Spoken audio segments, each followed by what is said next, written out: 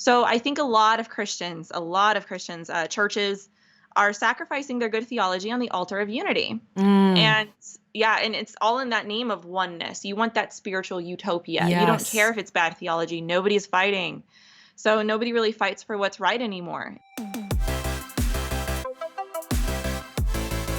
This one I'm super interested in because I see this all over the progressive church, and that's the idea of oneness. So what is oneness, and where are you seeing that come into the church? Well, and by the way, that was really good. The whole way that you laid that out with the Lord's Prayer and everything. That's good stuff. Yeah. Oneness. So with oneness, this is kind of like pinning down a cloud, depending on who you ask, because it's New Age. You can kind of have some fluidity with this, but basically, what a lot of people would consider oneness is like wholeness. And what I like to think of it as is like a tolerance sticker Mm, or like a spiritual utopia, that you're the whole universe, you live in total joy and bliss, and there's no past, present, or future, only now. And a lot of the New Age, New Thought teachers call living in the now as like the ultimate spiritual awakening. There's no space time, no eternity, endless peace, harmony, unconditional love, no fear, and all equality in all things. That's oneness to them. And I use the analogy of baking a cake hmm because what happens with oneness is that you want everybody to kind of be together and be together as one in the church. But what happens is that when we let everything in the door without realizing that the actual core doctrines of Christianity are being pushed aside, all for the concept of this unity, Mm, of this oneness. And I like using a baking a cake analogy, where if you're baking a cake and you're putting in the right ingredients to bake a cake, and sometimes you can get a little crazy. All right. I mean, we you can have some, we can have some charismatic in there. That's cool. can throw some You lavenders. can put carrots in a cake and it's still all right. But you're not Right. going to go and, and take something like, I don't know, motor oil, pickle juice, Toothpaste. and what's that? Toothpaste. Toothpaste. Yeah, mints. I mean, there's just some things you don't put in a cake. I don't care what kind of cake it is.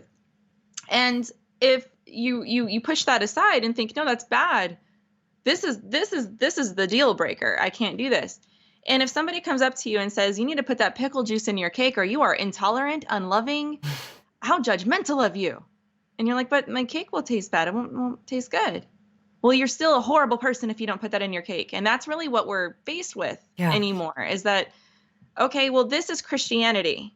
I'm going to put pickle juice all over my Christianity just to fit in with the world. Like, Mm, you're making something completely different and you're totally redefining what Christianity is when you add these things to it just for the sake of unity.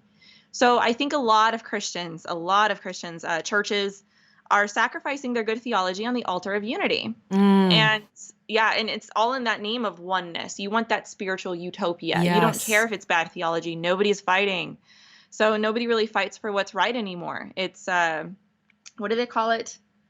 Um, it's subjective, but it's more relative hmm for them. But yeah, that's how I would say that, which kind of topples over into the next thing, which is religious pluralism, Yeah. because that's what you come out with. Yeah.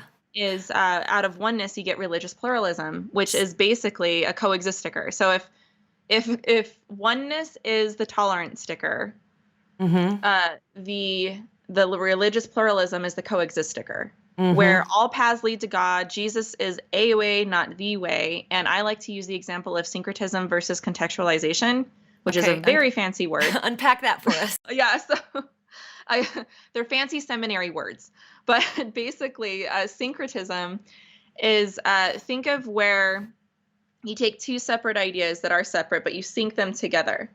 And you do this for the purpose of bringing two ideas together. So think of like a Christian becoming a Muslim to win the Muslim. Mm, It's That's basically syncretism. You're adopting those ideas to win the Muslim, but really what you're doing is you're creating this hybrid type belief. That's syncretism, and that is what we do. yeah. Contextualization is what Paul did. He went to the city and he's like, "Oh, I see your tomb, or I see your idols here. Let me tell you about this one of the unknown God. Let's talk about that. Contextualization is you keep it separate, but you kind of meet them on a level that they can understand, and you tell them truth in a language that they can understand. I have such respect for that when people do that. Yeah. Yeah. And there is one story, speaking of seminary, there is one story that somebody was telling to tell the difference between these two. And I hope I don't mess this up too much because it was a while before I read this a while ago, but they're in Africa. There was missionaries in Africa. And if you went up to somebody's door, I did just tell the story. You go up to somebody's door and you knock on their door.